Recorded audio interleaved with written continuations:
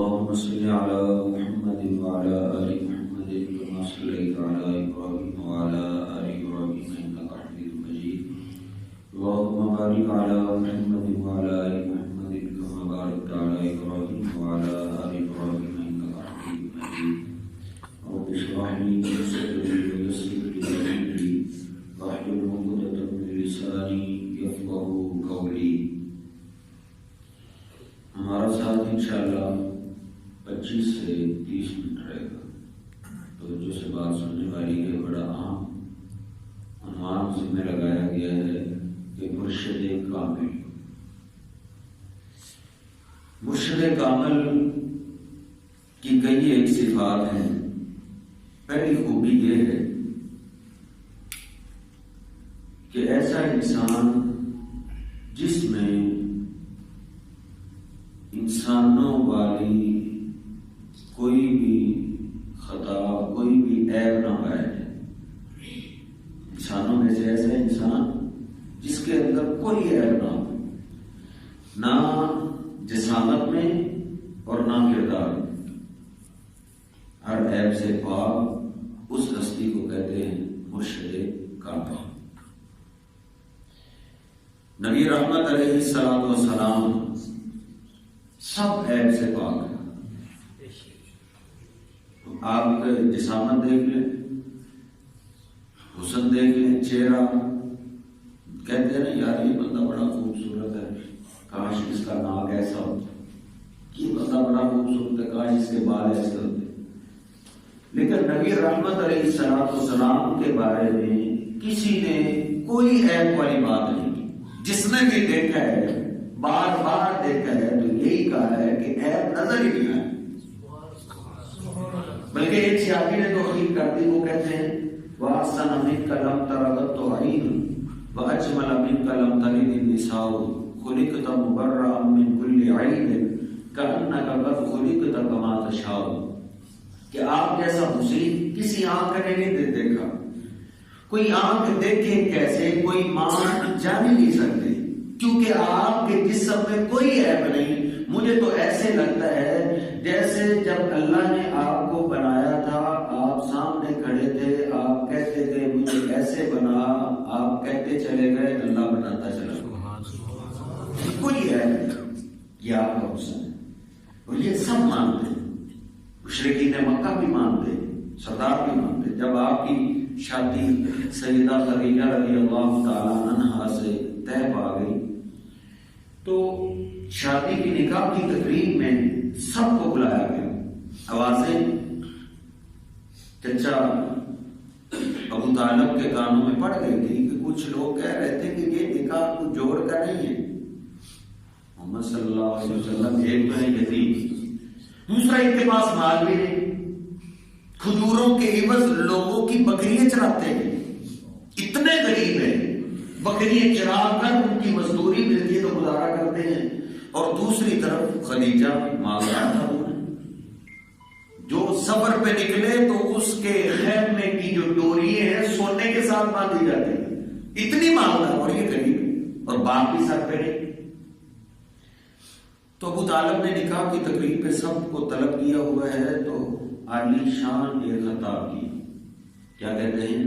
ایکم یساوی محمد شرفا وعقلا وحبا ونبلا صلی اللہ علیہ وسلم. کہتے ہیں کہ اے مکہ والو، تم سب کی باتیں مجھ تک پہنچ گئی ہیں، لیکن مجھے ایک بات تو بتاؤ، تم میں سے کون ہے جو اپنے کسی بیٹے کو پیش کرے میرے بھتیجے محمد صلی اللہ علیہ وسلم کے مقابلے میں؟ حسن میں، اخلاق میں، کردار میں کون ہے تم میں سے جو میرے بھتیجے کا تم مکہ والوں میں سے مقابلہ کرے؟ کوئی بھی نہ اٹھا. حالانکہ بڑے غیرت مند لوگ تھے، بڑے مقابلہ کرنا جانتے تھے.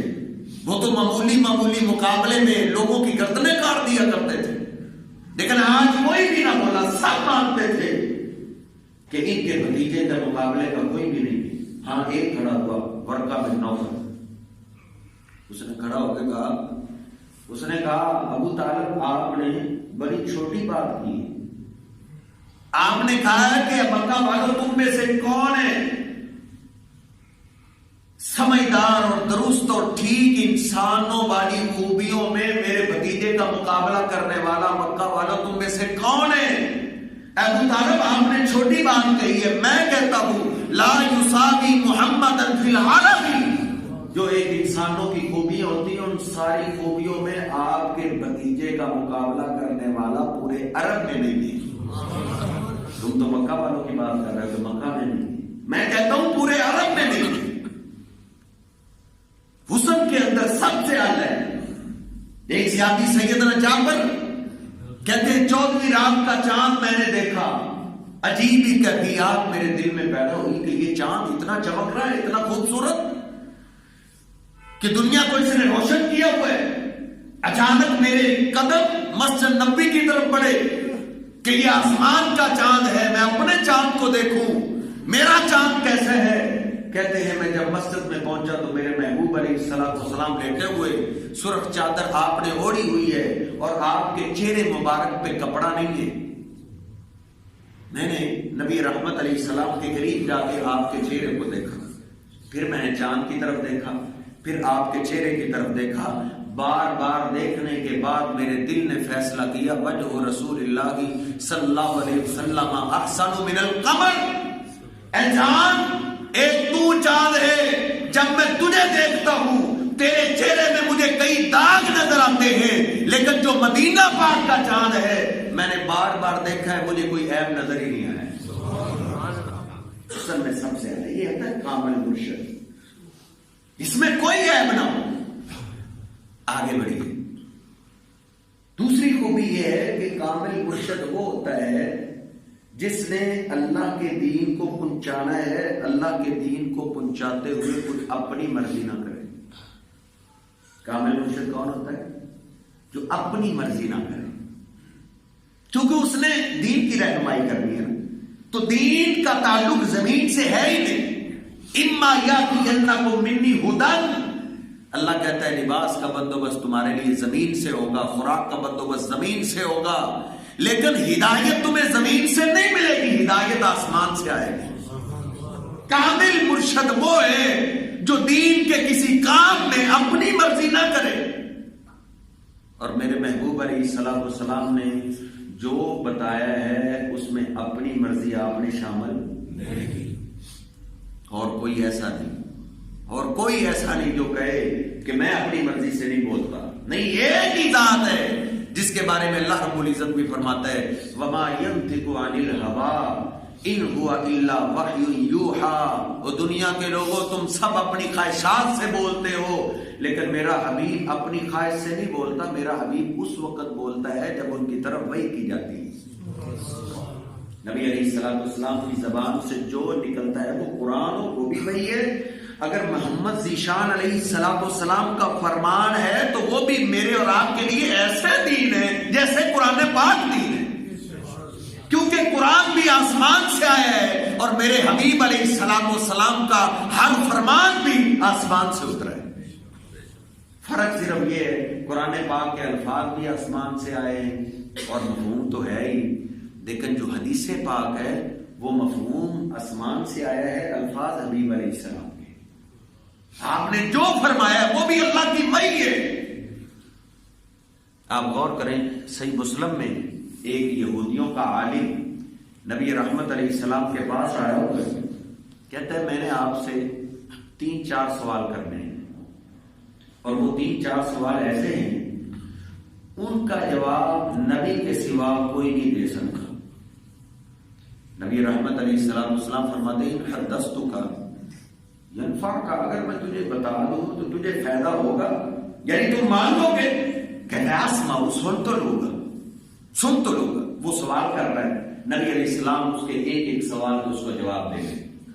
جب اس کے سوال، صحیح مسلم میں سوال بھی ہے جواب بھی ہے، جب سوال اور جواب مکمل ہو چکے تو وہ کہتا ہے لقد صدقت وانک لنبی، آپ نے سارے سوالوں کا جواب بالکل ٹھیک دیا ہے، سچ بولا ہے، اور میں یقین سے کہتا ہوں آپ اللہ کے سچے نبی ہیں۔ یہ کہہ کر وہ چلا گیا۔ نبی رحمت علیہ السلام نے بعد میں صحابہ کو کہا میرے ساتھیو لقد سألنی هذا عن الذي سألنی وما لي علم بشيء حتى اتاني الله به، اے میرے ساتھیو اس عالم نے، یہودیوں کے راہب نے جتنے مجھ سے سوال کیے ہیں، مجھے کسی سوال کا جواب نہیں آتا تھا. ہاں تو ہوا کیا، یہ ادھر سے سوال کرتا رہا، ادھر سے اللہ مجھے جواب بتاتا رہا. ان سب سوالوں کا جواب مجھے میرے اللہ نے دیا ہے. اب وہ جواب قرآن پاک میں تو ہے نہیں، کدھر ہے؟ حدیث پاک میں. اگر صرف قرآن پاک وہی ہے تو وہ کدھر ہے؟ جواب قرآن پاک میں تو نہیں. حدیث بھی نبی کریم علیہ الصلوۃ والسلام کا فرمان بھی اللہ کی وحی ہے. صحیح البخاری میں عبداللہ بن سلام یہودیوں کا بہت بڑا عالم نبی رحمت علیہ الصلوۃ والسلام کے قریب آیا. ہجوم ہے، رش ہے. ایک یہ اٹھا کے دیکھتا ہے. عبداللہ بن سلام رضی اللہ تعالیٰ فرماتے ہیں جب نبی رحمت علیہ السلام کے چہرے پہ میری پہلی نگاہ پڑی نا تو میرے دل سے فیصلہ ہوا ھذا الوجہ لیس بوجہ کذاب، یہ چہرہ جھوٹ نہیں بول سکتا، یہ چہرہ سچ ہی کہے گا. لیکن عالم تھا، بغیر دلیل کے ماننے والا نہیں تھا. عرض کرتا ہے میں آپ سے چند سوال لے کر آیا ہوں. سوال کیے، آپ نے اس سوالوں کے جواب دیے. جواب سنتا ہے اور کلمہ شہادت پڑھ کے مسلمان ہو گیا. جب مسلمان ہو گیا، کلمہ پڑھ چکا، تو صحیح بخاری کے الفاظ ہیں، نبی رحمت علیہ السلام والسلام فرماتے ہیں جبریل اخبرنی بہن جبریل آنفا، اے عبداللہ بن سلام جو تو نے سوال کیے نا ابھی مجھ سے، ان سوالوں کے جواب ابھی ابھی جبریل امین لے کر آئے. جبریل امین کیا لے کر آتے ہیں؟ اللہ کی وحی لے کر. کامل مرشد وہ ہوتا ہے جو اپنی مرضی نہ کرے.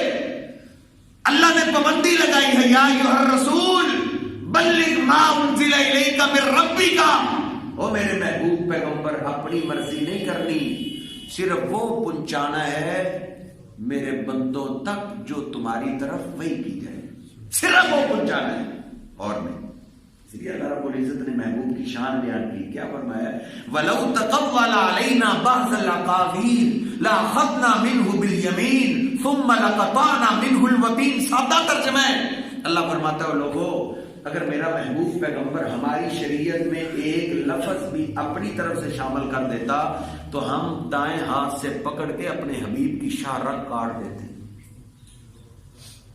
ہم نے اپنے محبوب کو زندہ نہیں چھوڑنا تھا اگر ہماری شریعت میں ایک لفظ بھی اپنی طرف سے شامل کر دیتے. کامل مرشد وہ ہوتا ہے جو اپنی رائے اپنی مرضی نہ کرے بلکہ اللہ کی وحی کا انتظار کرتا رہے. آپ غور کریں، نبی رحمت علیہ الصلوۃ والسلام جہادی گھوڑے کی فضیلت بیان کر رہے ہیں. صحیح مسلم میں کہ مجاہد جہاد کے لیے جو گھوڑا پالتا ہے جیسے جیسے قدم چلتا ہے ہر قدم کے بدلے ایماندار کے کھاتے میں نیکیاں لکھی جاتی ہیں. حتیٰ کہ حبیب فرما رہے ہیں مجاہد نے اپنے گھوڑے کو باندھ دیے اور وہ رسی توڑا کے بھاگ گئے. مجاہد نے اس کو نہیں چھوڑا، اپنی مرضی سے گھوڑا بھاگ گئے. پھر بھی یہ جدھر جدھر چلے گا، جتنا پانی پیے گا، حتیٰ کہ جتنا گوبر کرے گا، پیشاب کرے گا، یہ سارے ذرات مجاہد کے کھاتے میں نیکیاں لکھی جائیں گی. آپ یہ فضیلت بیان کر رہے ہیں. ایک سے آدمی کھڑا ہو گیا، عرض کرتا اللہ کے حبیب اگر کسی کے پاس گھوڑے کی طاقت نہیں ہے وہ گدھا پال لے، گدھا پال لے، کیا اس کے لیے بھی یہ ثواب ہے؟ نبی رحمت علیہ الصلوۃ والسلام نے کیا فرمایا؟ ما انزل علیہ، اے پوچھنے والے ابھی تک گدھے کے بارے میں مجھ پہ کوئی وحی نہیں آئی. گھوڑے کے بارے میں کیوں بتا دیا؟ گھوڑے کے بارے میں احکامات آ چکے تھے، اللہ کی وحی آ چکی تھی. گدھے کے بارے میں نہیں آیا تو میرے اور آپ کے محبوب پیغمبر نے بتایا، اپنی مرضی نہیں کی.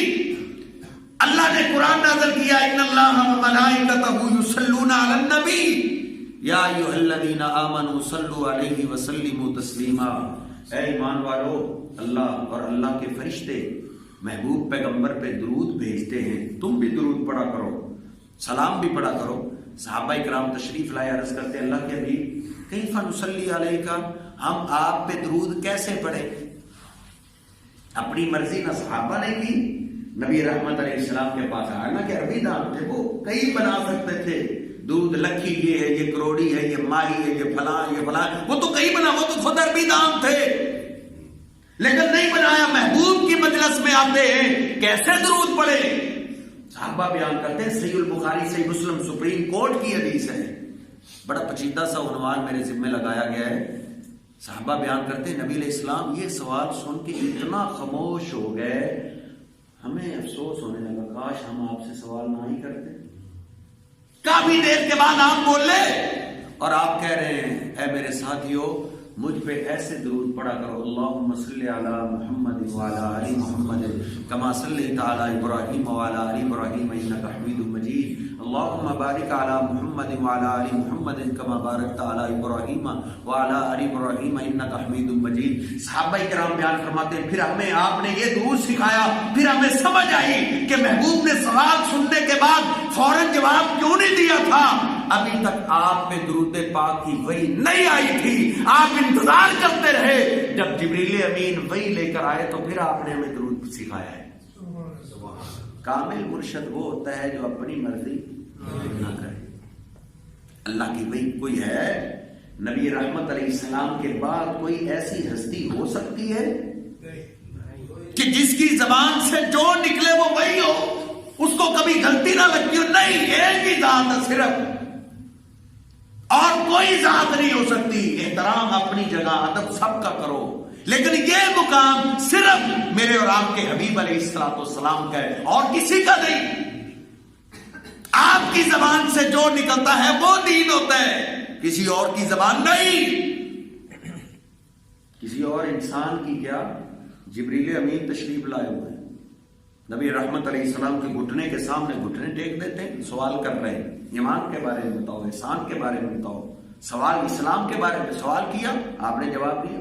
صحابہ کہتے ہیں عجیب بندہ تھا کہ اس پہ سفر کے اثرات نہیں نظر آتے تھے کہ دور دراز سے چل کے آیا ہے, اور اس کے لباس اور بالوں سے لگتا بھی نہیں تھا کہ یہ دور دراز سے آیا, اور ہم میں سے کوئی اس کو پہچانتا بھی نہیں تھا, اور سوال ایسے کرتا تھا جیسے اس کو نہیں آتا.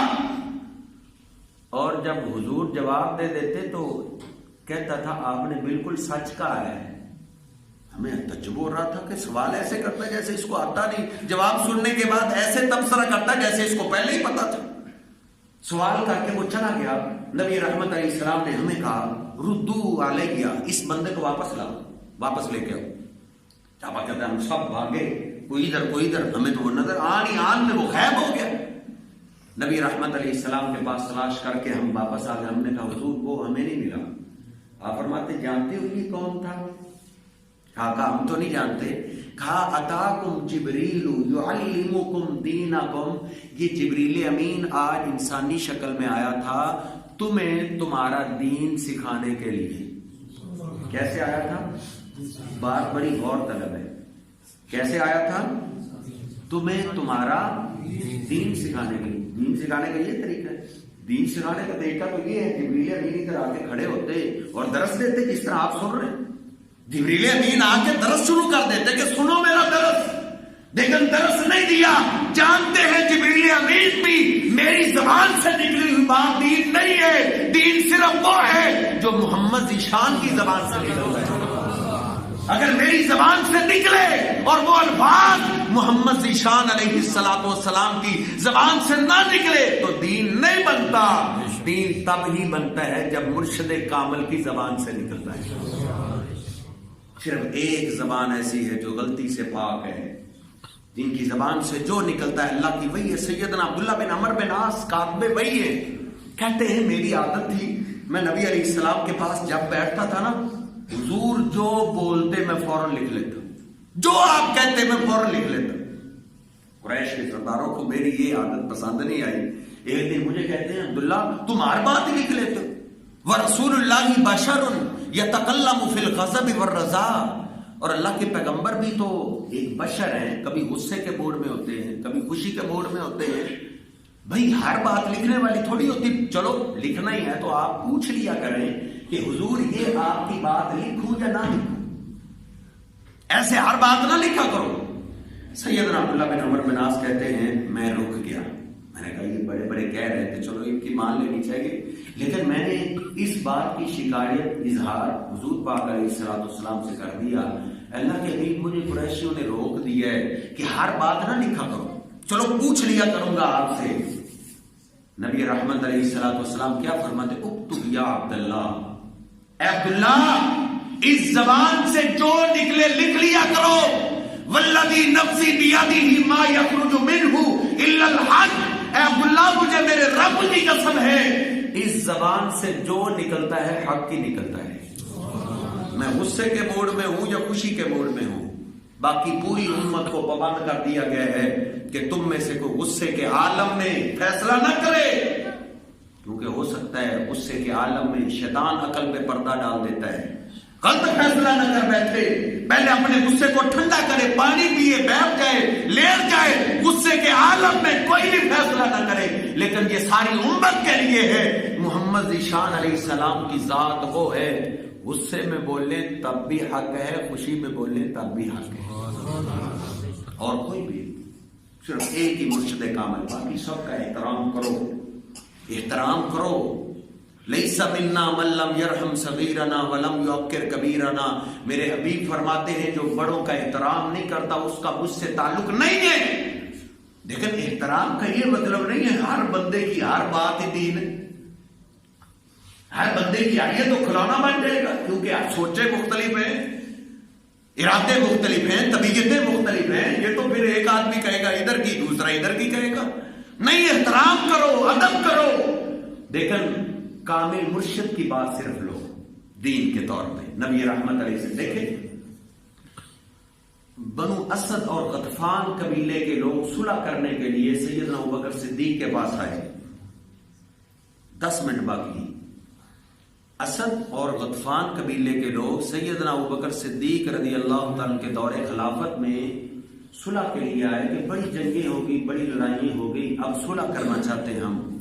سیدنا ابوبکر صدیق، الجمع اور صحیحین میں یہ حدیث موجود ہے، سنن سعید بن منصور کے اندر موجود ہے، اور بھی دیگر حدیث سنن کبریٰ بہقی میں بھی موجود ہے، الجامع الصحیحین کی روایت ہے۔ کہتے ہیں بڑے جھگڑے ہو چکے، بڑے لڑائیں، بڑے قتل ہو چکے، ہم صلح کرنا چاہتے ہیں۔ سیدنا ابوبکر صدیق کہتے ہیں اگر تم صلح کرنا چاہتے تو کرو، لیکن ذلت والی صلح تمہیں کرنی پڑے گی۔ کہا ذلت والی کون سی ہے؟ کہا ذلت والی صلح یہ ہے کہ جتنے تمہارے مارے گئے تو وہ تو مارے گئے، جتنے ہمارے تم نے شہید کیے ہیں ہم تم سے ایک ایک شہید کی دیت لیں گے، 100 اونٹ ایک شہید کا لیں گے، اگر یہ شرط تمہیں منظور ہے تو صلح کرتے ہیں، مگر نہ کوئی صلح نہیں۔ وہ خاموش ہیں۔ کون کھڑے ہوئے؟ سیدنا عمر فاروق رضی اللہ عنہ کھڑے ہو گئے۔ اب سیدنا عمر فاروق یہ نہیں تھا کہ ابوبکر صدیق کا احترام نہیں کرتے تھے، احترام بڑا کرتے تھے، ادب بڑا کرتے تھے۔ ایک دفعہ کہتے ہیں میں نے ابوبکر کو کئی دفعہ کہا تھا ابوبکر مجھ سے ساری زندگی کی نیکیاں لے لو اور مجھے تم اپنی ایک رات کی نیکیاں دے دو جو تم نے غار کے اندر میرے حبیب کے ساتھ گزاری ہے۔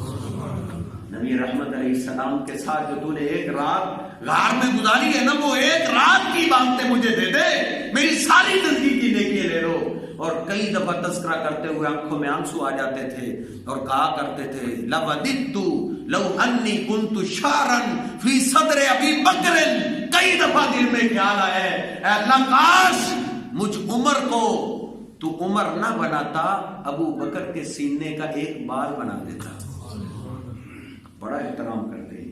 ایک دفعہ ایک قافلہ آیا ہوا ہے، ان میں سے ایک بندے نے کہا یار ان کا خلیفہ اتنا اچھا، اتنا اچھا، ما رأیت افضل من عمر، عمر سے افضل بندہ، اچھا انسان میں نے نہیں دیکھا۔ یہ آواز سیدنا عمر فاروق کے کانوں میں پڑ گئی۔ سیدنا عمر فاروق نے غلام کو بھیجا جاؤ گھوڑا لے کر آئے، اس کو لاؤ جس نے یہ بات کہی ہے نا کہ میں نے عمر سے افضل بندہ نہیں دیکھا۔ ریبایا کہا حل رأیت ابا بکر، کیا تم نے ابو بکر کو دیکھا ہے؟ کہا نہیں، ما رأیت ابا بکر، میں نے ابو بکر کو نہیں دیکھا۔ کہا لو رأیتہ لضربتک بصوت، اگر تو نے ابو بکر صدیق کو دیکھا ہوتا اور دیکھنے کے بعد مجھے یہ کہتا کہ عمر سے افضل میں نے نہیں دیکھا، آج کوڑے مار مار کے میں تیری کمر کو سیدھا کر دیتا کہ مجھ سے افضل ترین ہستی ابو بکر صدیق کی ہے، جن کو میرے محبوب پیغمبر اپنی زندگی میں مصلی امامت پہ کھڑا کر کے گئے۔ میری بیٹی نے کئی دفعہ اصرار کیا آقا چلو میرے ابو عمر کو کہہ دو ابو بکر نرم طبیعت کا مالک ہے، ان کو نہ کہو۔ ابھی ایسا نے بھی کہا تھا، نبی رحمت علیہ السلام کہتے نہیں ایسا نہیں افسا، میں کیسے مان جاؤں، یا اب اللہ، میرا اللہ نہیں مانتا ہے۔ جس قوم میں ابو بکر ہو اس کا امام ابو بکر کے سوا کوئی نہیں، یعنی احترام اتنا کرتے ہیں، ادب اتنا کرتے ہیں، لیکن معاملہ دین کا ہے۔ کھڑے ہو گئے، کہا ابو بکر جو آپ نے شہداء کی دیت کا ان سے مطالبہ کیا ہے، مجھے محبوب علیہ السلام کی زندگی سے دلیل پیش کرو، مجھے دلیل دو کہ نبی رحمت علیہ السلام نے آج تک کسی شہید کی دیت کا مطالبہ کیا ہے؟ ابو بکر صدیق کہتے ہیں نہیں، میرے علم میں نہیں ہے، اے عمر میں رجوع کرتا ہوں، بغیر دیت کے ان سے صلح کر لیتے ہیں۔ دیکھیں احترام کیا ہے، لیکن جب نبی رحمت علیہ السلام کی دین سے ہٹنے کی کوشش کی فوراً روک ہے۔ یہی عمر ہے، ان کا دور خلافت ہے، ان کا سیدنا عمر فاروق رضی اللہ عنہ کے دور خلافت میں بازار میں اعلان ہو رہا ہے، لوگوں آؤ، ایک مجنونہ شادی شدہ گناہ میں پکڑی گئی ہے، اس کو رجم کرنا ہے۔ امیر المومنین عمر فاروق کا حکم ہے، سب کاروبار چھوڑو اور باہر میدان میں نکلو۔ سارے لوگ میدان کی طرف جا رہے ہیں، شیر خدا جناب علی المرتضی سیدنا عمر فاروق کی طرف آ رہے ہیں، کہتے ہیں عمر یہ آپ نے اعلان کروایا ہے؟ کہا ہاں، شادی شدہ مجنون خاتون ہے، دیوانی پاگل شادی شدہ تھی، اس سے بدکاری ہوگی تو اس کو رجم کیا جائے گا۔ اب سیدنا علی المرتضی کیا کہتے ہیں کہ اما سمعت النبی صلی اللہ علیہ وسلم، اے عمر کیا نبی رحمت علیہ السلام کی حدیث تجھ تک نہیں پہنچی؟ اب جناب علی المرتضی کیا عمر کا احترام نہیں کرتے تھے؟ احترام کرتے تھے، بڑا احترام کرتے تھے، بڑا ادب کیا کرتے تھے۔ ایک دفعہ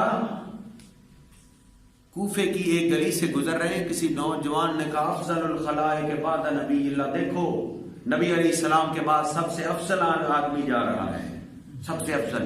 سیدنا علی المرتضی نے پورے کوفے والوں کو اکٹھا کر لیا، کہا سنو، اللہ کی حمد و ثنا کے بعد درود پڑھا، کہتے ہیں سنو آج ایک نوجوان نے کہا ہے کہ نبی رحمت علیہ السلام کے بعد سب سے افضل علی ہے، سنو افضل الخلائق کے بعد نبی اللہ ابو بکر ثم عمر، نبی علیہ السلام کے بعد سب سے افضل ہستی ابو بکر کی ہے، پھر عمر کی ہستی ہے۔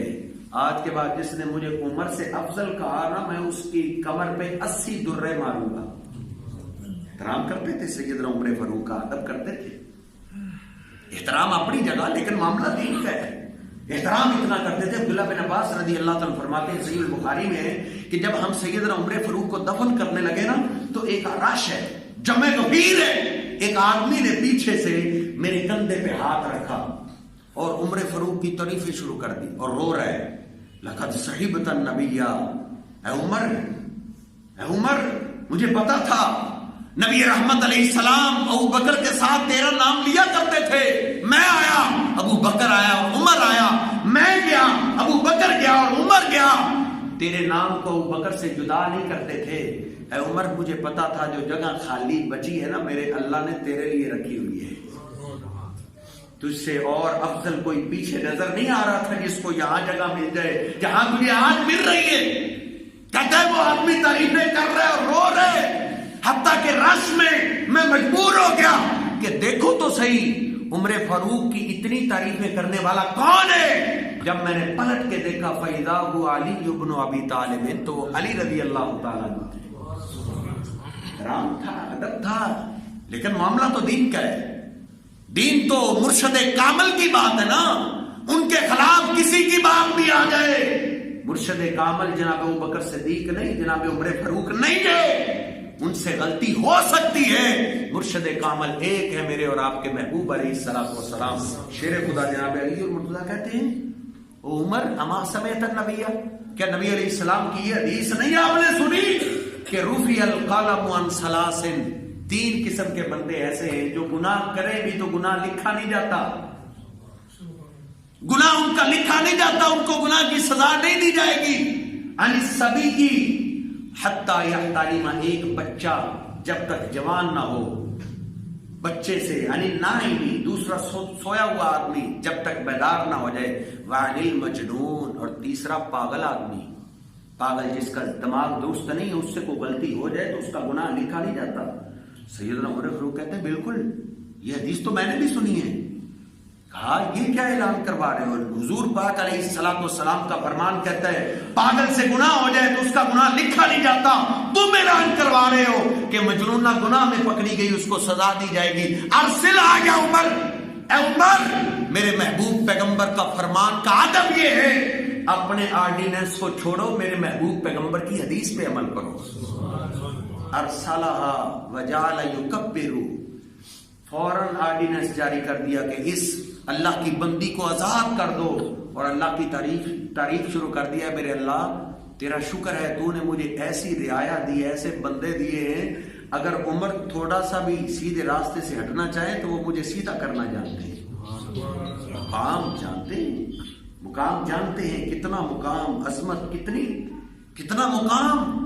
نبی رحمت علیہ الصلوۃ والسلام فرماتے ہیں عمر بڑا عجیب انسان ہے.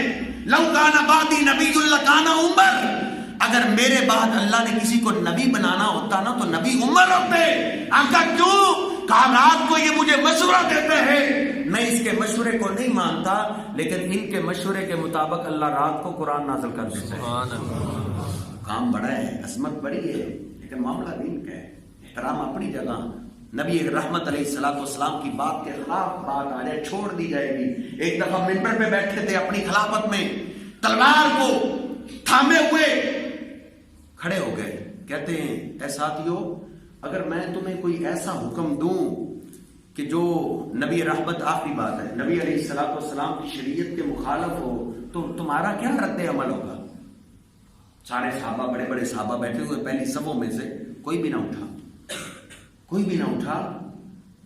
صحابہ بیان فرماتے ہیں آخری صف سے ایک اونٹوں کا چرواہا نکلا. کیسے نکلا؟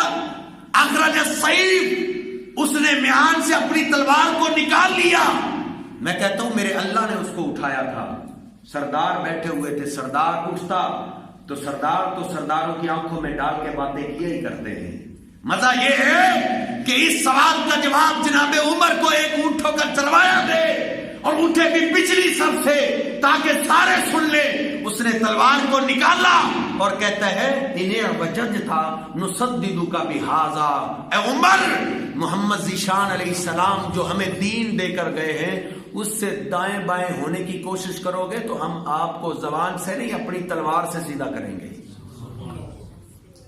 احترام سب کرتے تھے، ادب کرتے تھے صحابہ کرام کا، لیکن دین کھلونا نہیں، ہر بندے کی بات دین ہو جائے نہیں. احترام کرو بڑوں کا، ادب کرو، لیکن شریعت دین صرف اللہ اور اللہ کے رسول صلی اللہ علیہ وسلم کا نام ہے. اللہ رب العزت مجھے اور آپ کو نبی رحمت علیہ الصلوۃ والسلام کے نقش قدم پہ چلنے کی توفیق عطا فرمائے. واقول کو لہذا استغفر اللہ.